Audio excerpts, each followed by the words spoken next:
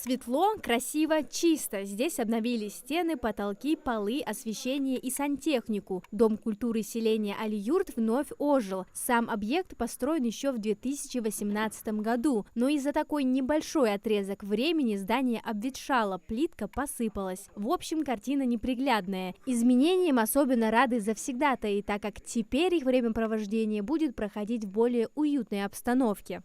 Сами можете увидеть, насколько красиво, насколько приятно здесь находиться.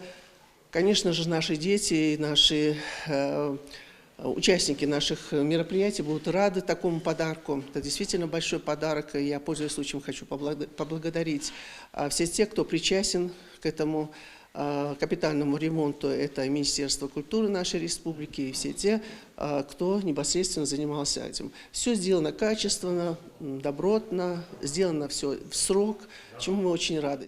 Гордость каждого дома культуры – это актовый зал. Он здесь тоже полностью обновлен. Ремонт коснулся и сцены, где произведена шумо- и теплоизоляция. Теперь здесь можно будет проводить любые представления, а удобные кресла позволят зрителям полностью погрузиться в произведение и увлечься мероприятием. Зал рассчитан на 200 посадочных мест. С тем, что было раньше, не сравнить. В первую очередь, это безопасность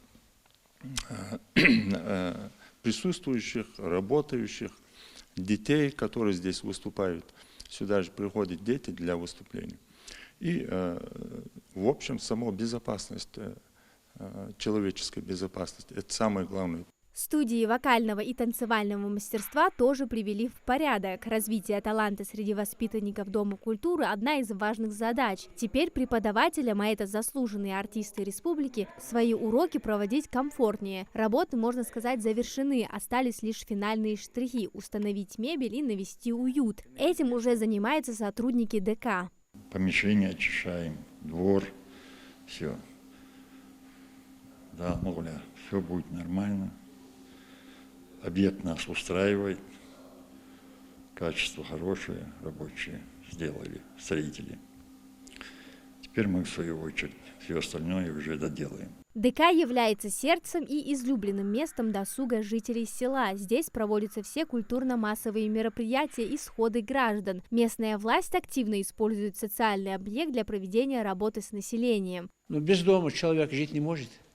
И село тоже жил с трудом, да, и школа. В школе ребята бережные срывать даже, кабинеты занимать даже, хавал депутат вали, хаким вали, школа школы, шалахизат уроки срывать даже. А у нас сейчас что?